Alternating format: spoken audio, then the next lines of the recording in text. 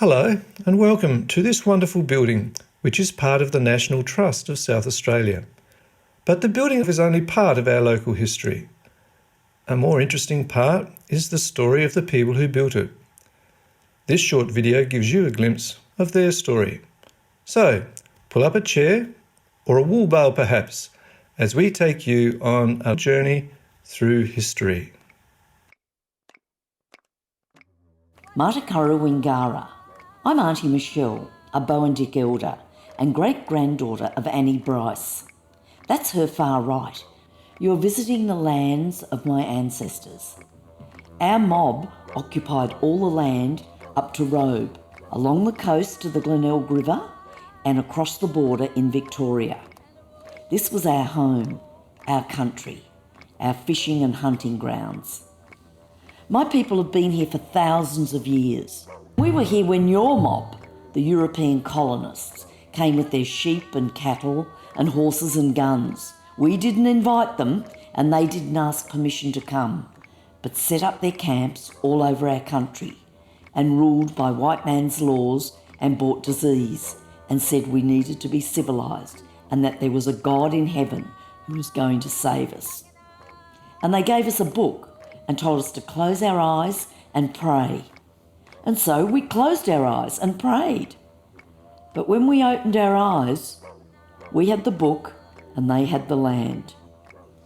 This is a photo of some of our mob, John Bull and Paunchy.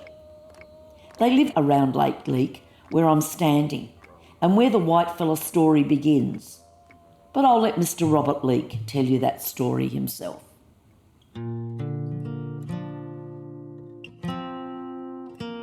A very good day to you, and thank you for coming. My family originally came from Hull in England.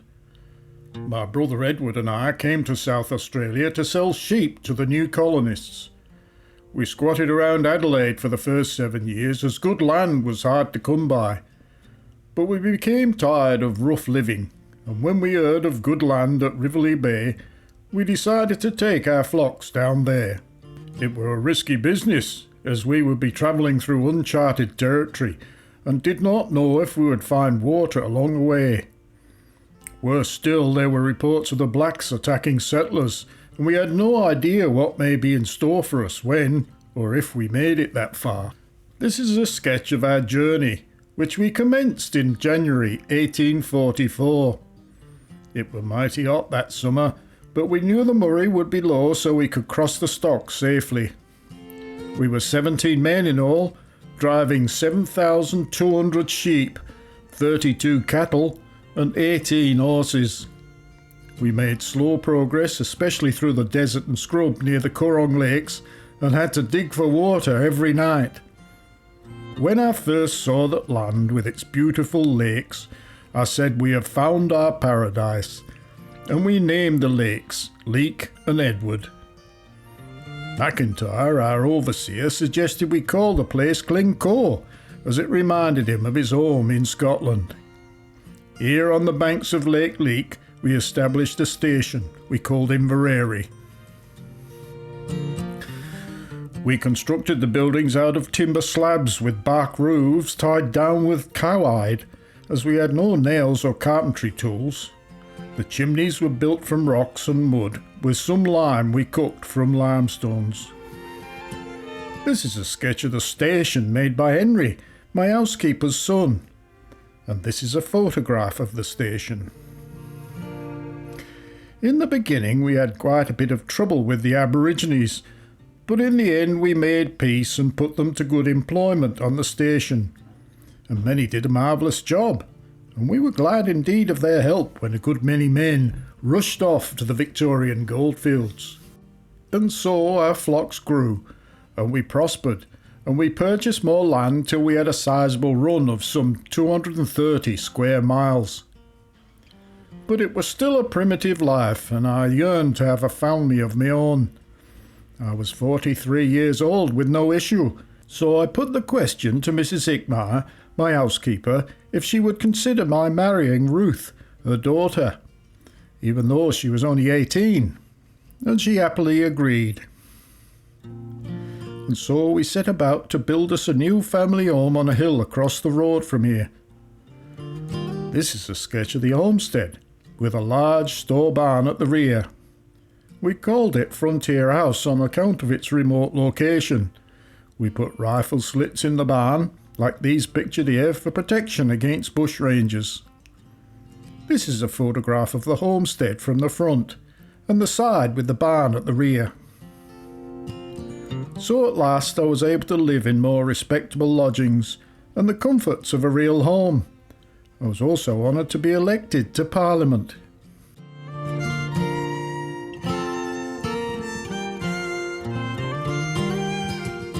Greetings to you all.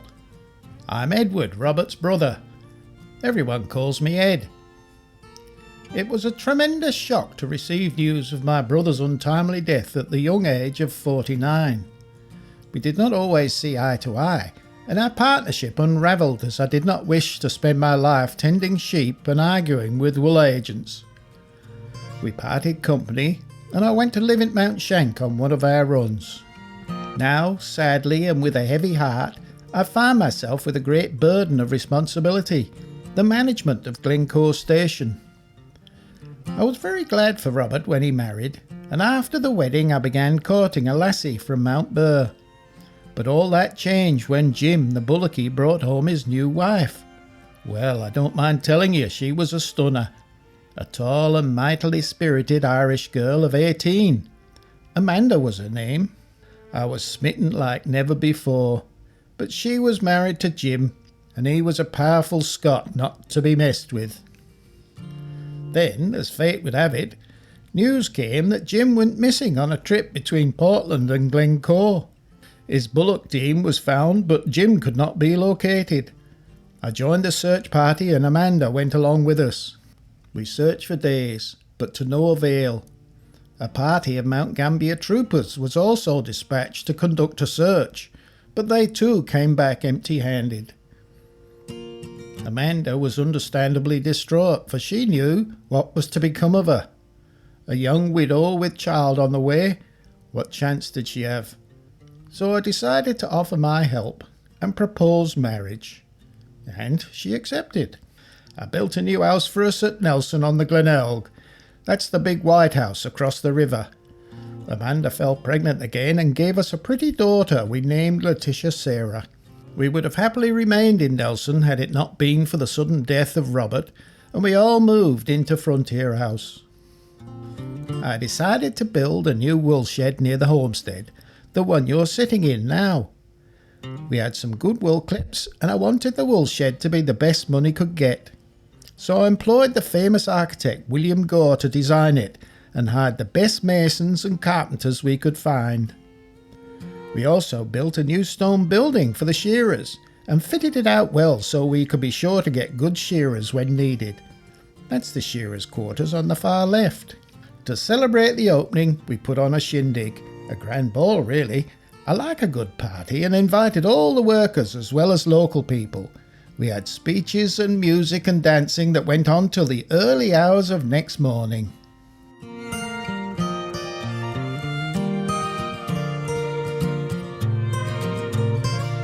Hello, I'm Letitia.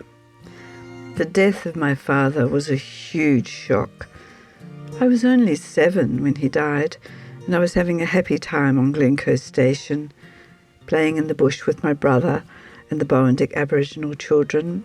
Then, suddenly, everything changed. Uncle Arthur came from Tasmania and sent my mother and brother away. I was sent to boarding school in Melbourne, and I hated it at first. I missed my Glencoe friends, but I got used to it and even learned how to behave like a lady and to speak French. This is me when I turned 16, and this was taken when I turned 21 and claimed my inheritance. I cut my hair short and I showed off my Glencoe boomerang. Uncle Arthur looked after my finances and arranged to sell Glencoe Station to the Reddock brothers from Penola, while we continued to live in our Tasmanian estate, Ashby. When I was 30, I was introduced to an attractive young lawyer from Sydney. He bought me gifts, It was very amusing, and I finally agreed to his marriage proposal. We had a marvellous wedding. It went on for a whole week and was in all the papers. After the honeymoon, my husband, Charles, took charge of my finances and discovered that my inheritance had been mismanaged. There was a lot of money at stake, around $40 million. So he decided to challenge my trustees and the bank and to set things right. This turned very unpleasant. The family and the bank hired a lawyer, George Ash was his name, to find evidence that I was illegitimate and I couldn't claim my inheritance.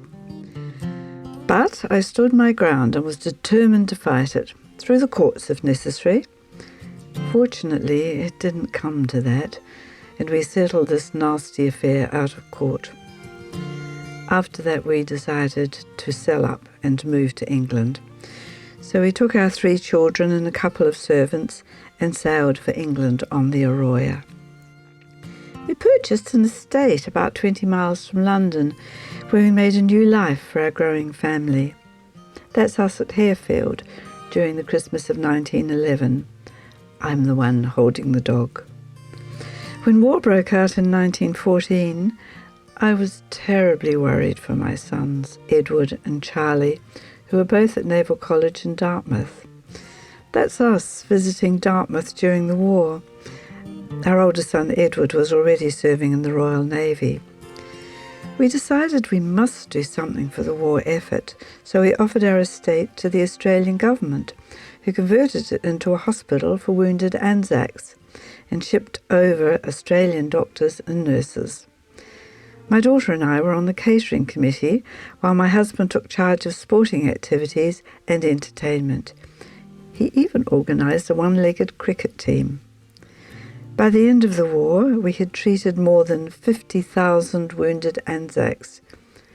Sadly, not all of them made it, and we attended 120 funerals. My eldest son, Edward, became something of a hero at the Battle of Zeebrugge and received many honours. Here he is in his dress uniform, sporting all his medals. He became friends with the Prince of Wales.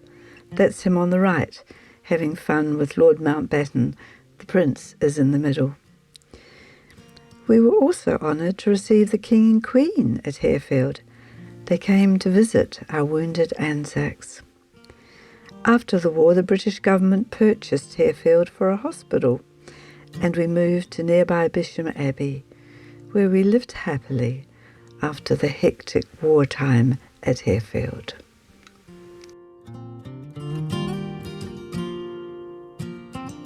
After the Leakes left Glencoe, the Riddoch brothers subdivided the land for intensive agriculture, and the woolshed eventually fell into disrepair. It was later purchased by Scotty Kennedy, who donated it to the National Trust of South Australia to save it from demolition, and that's Scotty standing next to then Premier Don Dunstan. The Glencoe woolshed is unique because it has survived as an Australian woolshed that has never been mechanised and remains in its original blade shearing configuration. The property is part of the National Trust of South Australia and is being cared for and restored by local Glencoe volunteers. Two wives, you see their son over there, it's a very quick clipping action, a bit on your muscle. Out on the board, the old shearer stands, grasping his shears in his thin bony hands, fixes his gaze on a bare-bellied yo. Glory if he gets, so won't he make the ringer go?